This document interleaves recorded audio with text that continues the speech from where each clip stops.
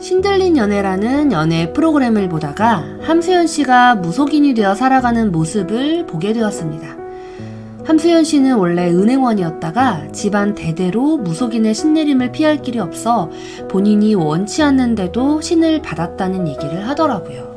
사실 함수연 씨 외에도 신병으로 인해 어쩔 수 없이 무속인의 길을 갈 수밖에 없었던 연예인들의 사연을 우리는 심심치 않게 들어볼 수 있는데요. 오늘은 이와 관련된 얘기를 해보고 싶어 영상을 만들게 되었습니다. 영감발전소. 제가 이 함수연 씨의 사연이 나오는 영상을 보다가 그 영상 밑에 댓글을 썼는데 제 글 밑에 어떤 분이 신내림을 거부했다가 암의 여러 종류를 앓고 돌아가신 친척분이 있었다고 쓰셨더라고요. 어떻게 보면 빙의현상, 내가 아닌 그 누군가에 의해 내 육체가 지배를 받고 조종당하는 그런 일이라고 할 수 있겠죠. 내 집을 남에게 내어준 거나 마찬가지예요. 이런 상황 속에서 어떤 분은 교회를 다니면서 매달리다시피 해서 그 존재를 떼어내는 경우도 있고요. 아니면 유명한 무속인을 찾아가 내림굿을 통해 피해가는 경우를 들어보기도 했는데 그 외에는 가족이나 주변인을 죽인다는 말에 어쩔 수 없이 신내림을 받거나 신병을 도저히 견디지 못해 신내림을 받아 살아가는 사람이 부지기수인 것 같아요. 저희 집도 부모님 중에 한 분이 빙의 현상을 보이셨는데 눈빛이 휙휙 변하시는 등 이해할 수 없는 표정들을 많이 보인 적이 있었어요. 한밤중에 산을 막 헤매러 나가신다든지 여러 가지 일들이 있었죠. 자다가 꿈을 꾸면 대여섯 명이 저희 집 앞에 찾아와 문을 두드리며 문을 열어달라고 하는 꿈을 꿨는데 그 꿈속에서 느껴지는 건 진짜로 찾아와서 두드리는 것만 같은 느낌이 생생히 났었고 그 문을 열어주면 집안에 안 좋은 일이 일어날 것 같은 느낌을 강하게 받았습니다. 그리고 한 번은 큰 칼이나 굵은 쇠 같은 걸로 제 가운데 등의 중심부를 팍 찌르는데 제 몸이 활처럼 휘면서 뒤로 고개가 꺾여지는 그런 꿈을 꾸기도 했었어요. 집안은 시한폭탄을 늘 가지고 사는 것 같은 분위기고 집 앞에서는 눈에 보이지 않지만 늘 우리를 괴롭히는 깡패가 서 있는 듯한 두려움에 시달리기도 했었어요.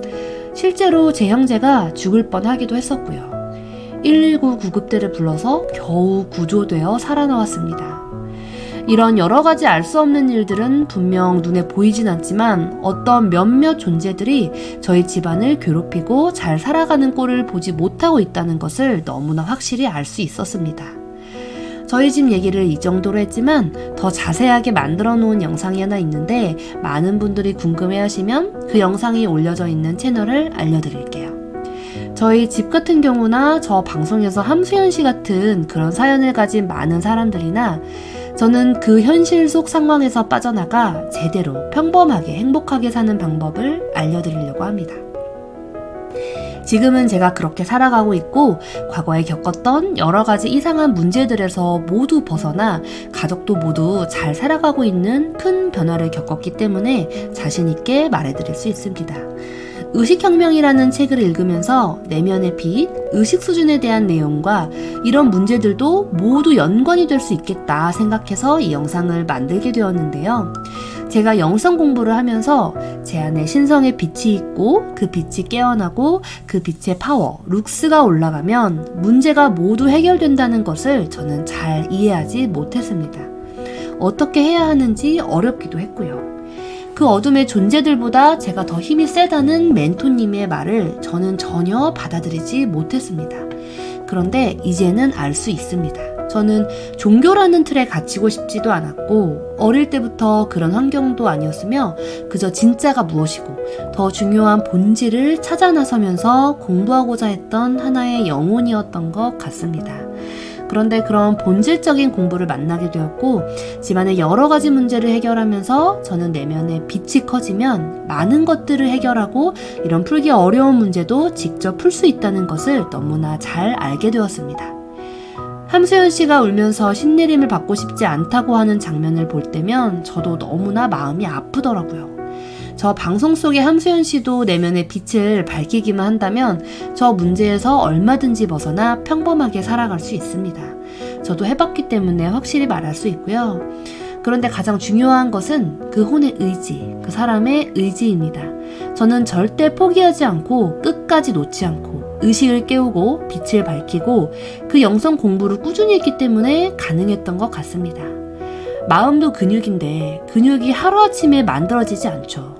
우리가 몸짱이 되려면 매일매일 꾸준하게 꽤 오랜 시간 운동을 해야 되는 것처럼 어떻게 보면 성공의 깃발이 저 산 꼭대기에 있는데 그 정상까지 포기하지 않고 끝까지 갈 수 있는지 그게 중요한 것 같습니다. 답을 풀 열쇠는 반드시 존재하니까요.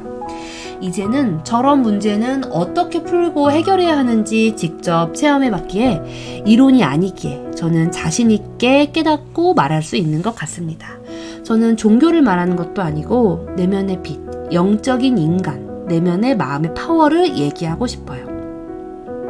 그렇게 변화한 뒤로는 꿈을 꾸면 너무 재미있게도 저를 그토록 괴롭히던 존재들이 제가 으름장을 놓으면 저한테 죄송합니다 라고 조폭한테 90도로 고개 숙이며 인사하듯이 아주 깍듯하게 인사하더라고요. 지금 생각해도 웃음이 좀 나오네요.